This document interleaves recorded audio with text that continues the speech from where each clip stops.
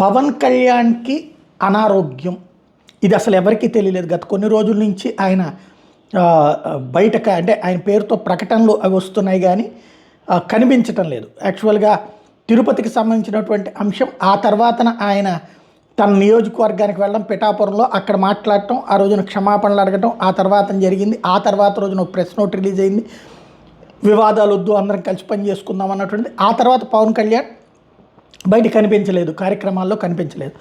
తనది ఆ Harihara Veeramallu cinema shooting ఏదో ఉంది కదా, ఆ షూటింగ్లో ఉన్నారన్నటువంటిది భావిస్తున్నాం. అందులో మధ్య మధ్యలో ప్రెస్ నోట్లు రిలీజు అయితే మొన్న తిరుపతి అదే రాయలసీమకు సంబంధించినటువంటి సదస్సులు నాగబాబు నిర్వహించడం ఇట్లాంటి దాంట్లో ఆయన సినిమా బిజీలో ఉన్నారనుకుంటే కాదు. స్పాండిలైటిస్ ప్రాబ్లంతో పాటుగా నడుము నొప్పి ఇబ్బంది తీవ్రంగా ఉన్నటువంటి నేపథ్యంలో, జ్వరం కూడా ఉన్నటువంటి నేపథ్యంలో ఆయన బయటికి రావట్లేదు అన్నటువంటి విషయం తాజాగా వెల్లడైంది. అది కూడా ఎందుకంటే రేపు క్యాబినెట్ సమావేశం జరగబోతున్నటువంటి నేపథ్యంలో క్యాబినెట్ సమావేశంలో డిప్యూటీ సీఎంగా ఇప్పటిదాకా ప్రతిసారి ఎప్పుడు క్యాబినెట్కి మిస్ కాకుండా ఉంటూ వచ్చారు. అట్లాంటిది ఈ దఫా ప్రాబ్లం వస్తుంది అన్నటువంటి దాంతో అనారోగ్యం కారణంగా అటెండ్ అవుతారా లేదా అన్నటువంటి చర్చ నేపథ్యంలో ఈ విషయం బయటకు వచ్చింది.